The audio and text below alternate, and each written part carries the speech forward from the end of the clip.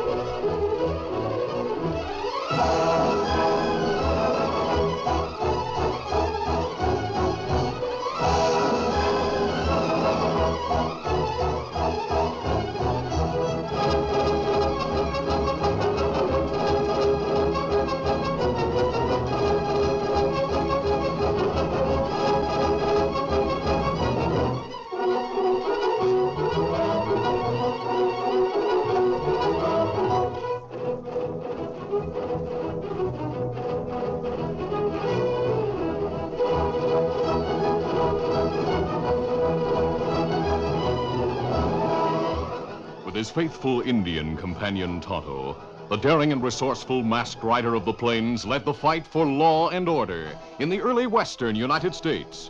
Nowhere in the pages of history can one find a greater champion of justice. Return with us now to those thrilling days of yesteryear. From out of the past come the thundering hoofbeats of the great horse Silver. The Lone Ranger rides again. Come on, Silver. Let's go, big fella. I'll Silver. Aye!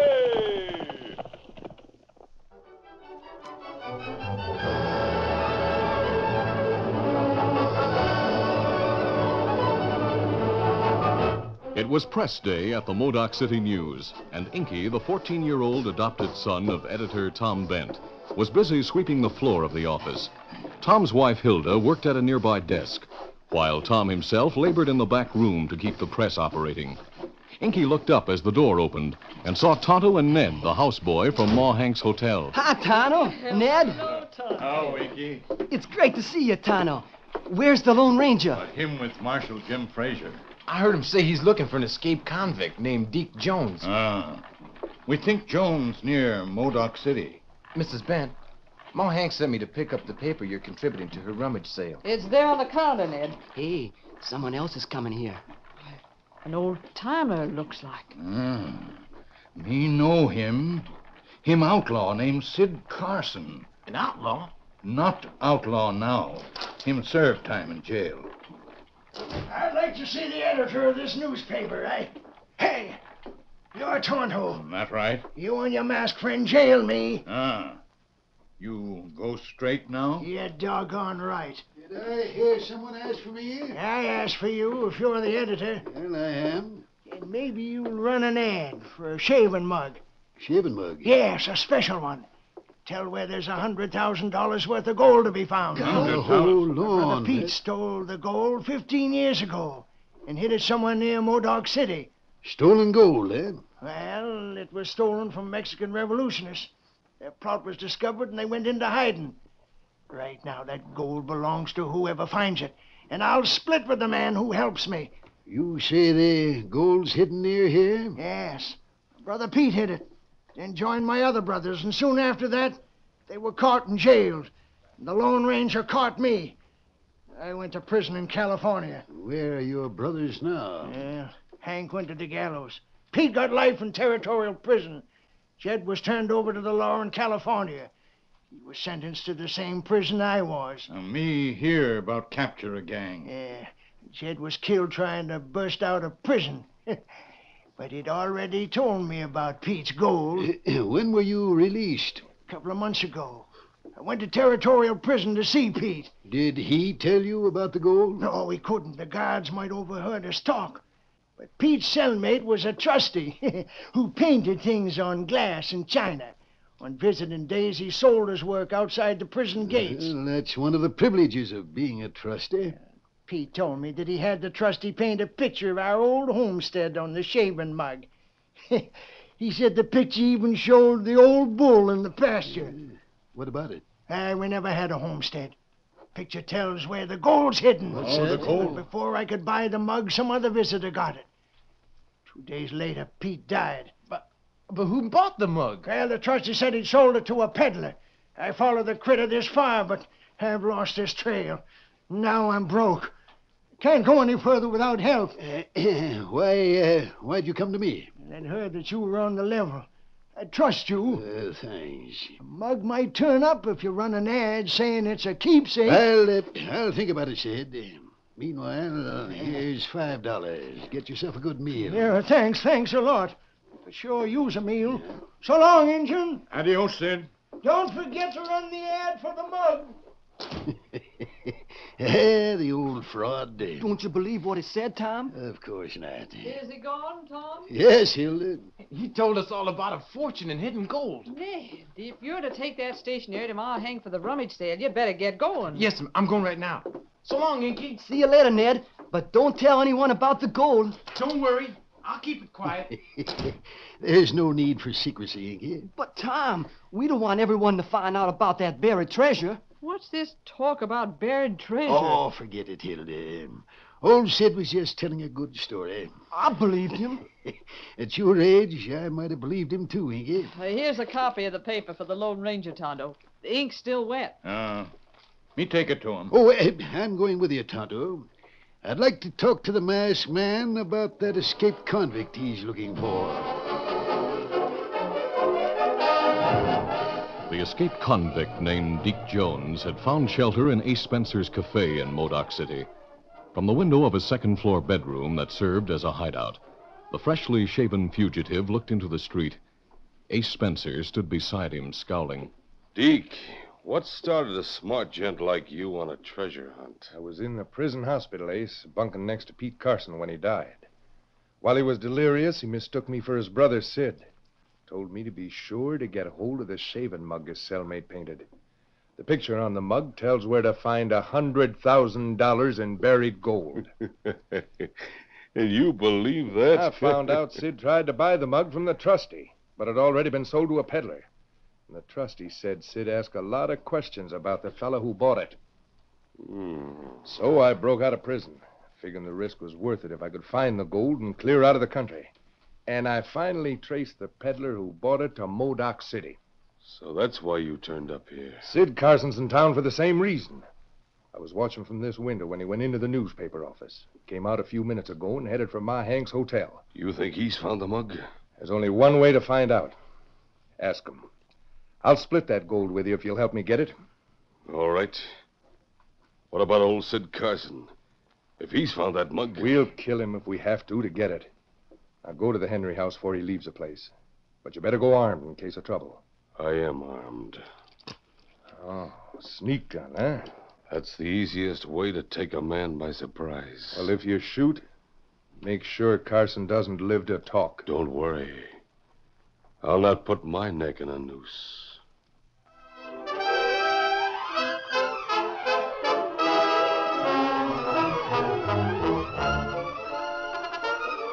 The curtain falls on the first act of our Lone Ranger adventure. Before the next exciting scenes, please permit us to pause for just a few moments.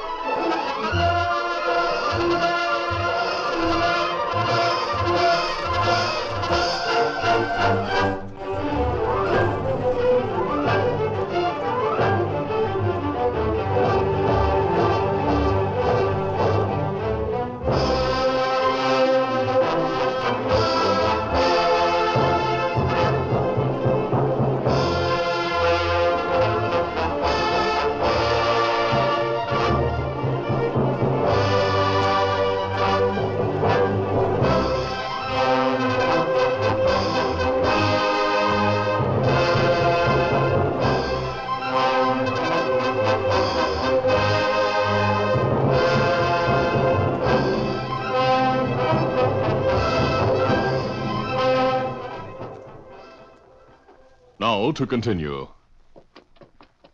Ned returned to Ma Hank's hotel. The buxom landlady was in the large front parlor. Neat stacks of silver and paper currency were on the table in front of her. Ma, I hope you're not riled because I was late. I don't blame anyone for losing track of time with the Lone Ranger and Tonto around. Come on, the rummage sale's over. We'll clear out of here so's Jenny can clean the parlor. Say, bring that box, will you, Ned? Yes. What's in it? Some stuff that was left in the hotel by an old peddler who left town without paying his room rent. Doesn't anyone want it? I couldn't even give it away. Oh, if you're giving it away, I'll take it. Well, that suits me, Ned. Say, while I'm putting this cash in the safe, you go to the dining room and see if the old feller at the table's getting enough to eat. Right. Sid Carson was the only occupant of the dining room, blissfully enjoying the best meal he'd eaten in many years. The old man wanted nothing, so Ned returned to the kitchen to investigate the contents of the box Ma had given him. He was lifting the lid when Inky entered, carrying an armful of newspapers. Finished for the day, Inky? No, I'm delivering a newspaper. I brought Ma Hank 24 copies to sell to her guests. Well, she's in her office putting cash away. I'll put her papers on the table. What's that stuff? Oh, that's just some things we couldn't sell at the rummage sale. Look, here's an old mouth organ. Hey, it works. Here's an old pistol. But the trigger's busted. Oh, that's no good. There's a shaving outfit. Ah, the mug's cracked and chipped. No one would want that. Ned, look at the picture on the mug. It's just a lot of scenery with a bull in the pasture and jumping grasshoppers. That's the mug. The one the trustee painted. You're right. Ma said this stuff was left in the hotel by a peddler who skipped out without paying his bill. And Sid told Tom a peddler bought the mug. Ned, we've got to find Mr. Carson. He's in the dining room right now. Let's go see him. The two boys almost tripped each other in their haste to reach the swinging door that opened into the dining room. In their excitement, they didn't pay any attention to Ace Spencer, who sat across the table from Sid Carson. Spencer had been questioning the old convict when Inky shouted, Mr. Carson, we found it. Look at it. It's Pete's mug. Look. That's right, Mr. Carson. Ace Spencer reached beneath his coat for his gun as Inky held the mug, pointing with an ink-smudged finger at the scene painted on the side. At that moment, the door from the kitchen opened, and Ma Hank strode into the room. Ned, what's the idea of leaving that stuff spread out on my kitchen floor? Now, I gave it to you because I wanted to get rid of it. But, Ma, I just wanted Clear it out of the kitchen pronto. Now, get moving. Hey, Spencer, what's the idea of pulling a gun in my hotel? Get your hands up, Ma. Keep your voice down. Why, you loco tin horn. If you think you can come in here... You're all covered. You can't cover all of us at once. I can cover you long enough to get that mug. No, the mug's mine. Not anymore. Hand it over, Inky. Inky's mind raced. The door to the kitchen was behind him, and Ma Hank stood beside him. Holding the mug tightly, he turned and raced for the door. Hey, come back here. Ace whirled to shoot Inky, but Ma Hank's 275 pounds blocked him. Ace backed away before the huge landlady could grab his gun arm. By that time, Inky had escaped. Now, what are you going to do, Spencer? Inky's gone. You three are going out the back door of this hotel and through the alley to my place. I'm not going anywhere. Follow orders or I'll shoot Ned and Sid Carson. And I'll put a bullet through you. Why, you dirty skunk. If I had my scatter gun... Shut up and get moving.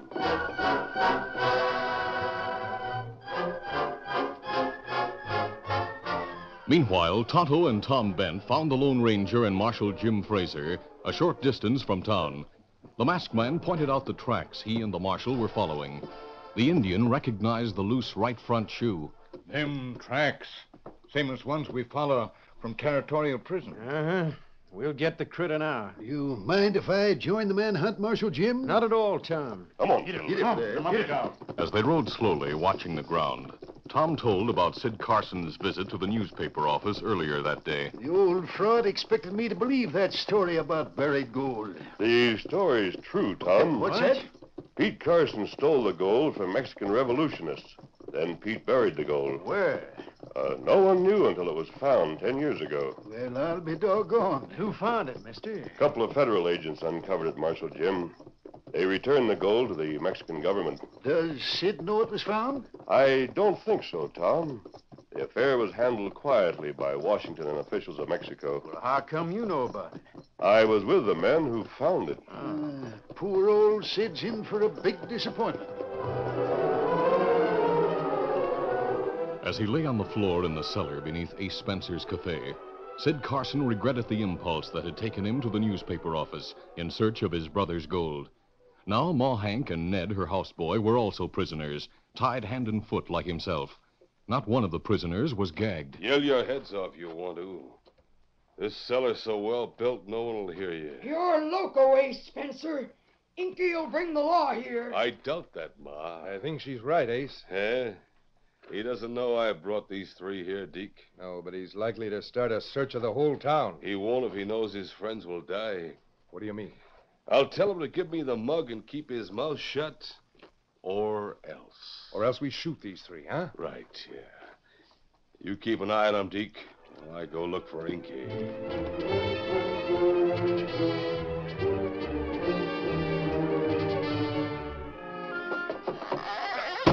As Ace Spencer emerged from the cellar door that opened on an alley in the rear of his cafe, he saw a strange cavalcade coming from his stable. Marshal Fraser was in the lead. Behind him was the Lone Ranger, Tonto, and Tom Bent. Ace, you're just the man we want to see. What's the idea of traveling with a masked man, Marshal? That's my business.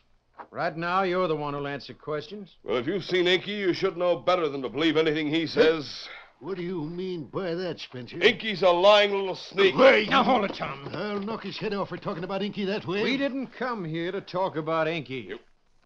You didn't? No. Who owns the chestnut mare in your stable? Why, that belongs to Cowpoke. Where's the cowpoke now? Well, I reckon he's in the cafe. Tonto, go into the cafe. See if anyone answering that man's description is inside. Me, savvy. You go look for him. But I didn't describe the fellow who owns that mare. You don't know what he looks like. The masked man knows who he is. Why'd you ask me about him? Because I figured you were a crook. You can't prove anything against me. I never had anything against you except the crooked games you run in your cafe. You cleaned those up. I paid my fine. And I turned you loose. But I didn't change my mind about the kind of polecat you are. Marshal Jim! Marshal Jim! Yeah, it's Inky. I've looked all over for you, Marshal Jim. I'm clearing out of Now, here. hold it, Ace. No, don't let him get away. Oh, simmer down, Inky. But he's a crook. He tried to get this shaving mug. He pulled a gun on my Hank, Ned, and Sid and me. What about that, Spencer? He's lying. It's the truth, mister. He wants to get the mug. Okay. You still have the mug. You tried to take it. Oh, that's loco. What would I want with an old shaving mug? It's worth a fortune. It might have been if you'd had the mug before Pete Carson's gold was found, Inky. Huh? That's right, Inky. Pete's gold was returned to Mexico years ago. Then the mug's worthless. Oh. Deke Jones, not in Cafe Kimasabi. He isn't. Well, he must have left the cafe. Maybe somewhere else in town. I figured you were hiding that crook, Spencer. You figured wrong. Perhaps not. Huh?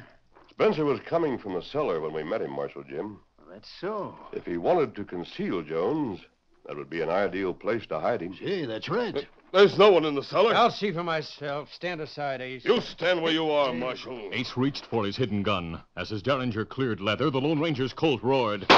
Oh! A silver bullet struck Ace's gun arm. His fingers relaxed their grip on the weapon. An instant later, the small gun fell to the ground. He was going for a sneak gun. He was going to shoot you, Marshal Jim. Mister, your shot saved my life. Forget it, Marshal Jim. While you keep an eye on Spencer, Tonto and I'll investigate the cellar. A few moments later, the Lone Ranger and Tonto moved down the steps leading to Spencer's cellar. Tonto's moccasined feet made no sound. But when Deke Jones heard the masked man's boots on the stairs, he called. Find Inky, Ace.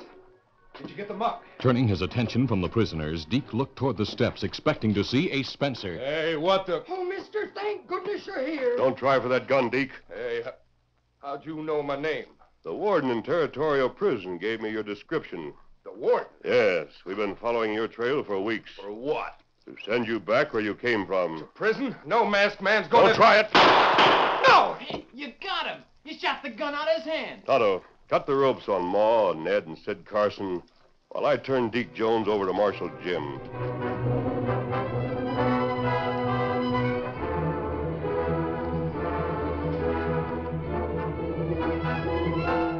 15 minutes later, Deke Jones and Ace Spencer were in jail. Ma Hank, Ned, Inky, Tom Bent, and Sid Carson were in the marshal's office talking to the young lawman. They explained how Ace had captured them. He'll pay for that. And he'll likewise get a stiff sentence for hiding an escaped convict. That's one trial I'll enjoy watching. I'll have a front seat in court the day he's sentenced. I wish the masked man could be there. No, he and Tonto have already left town, Inky. They're riding back to Territorial Prison to report Deke Jones' capture to the warden. Well, I reckon I'll go back to the hotel. Say, Sid, I need a feller to help out at the Henry house. If you want the job, it's yours. Gosh, ma'am, working at the hotel means that I'll get 3 square meals a day.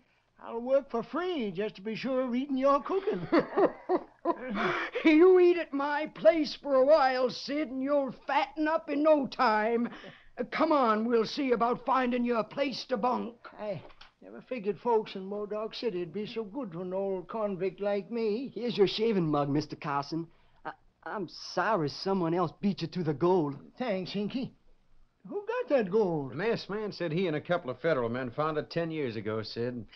They returned it to the Mexican government. Oh, poor Pete. He'd be downright broken up if he'd known his gold was found by 2 lawmen and the Lone Ranger.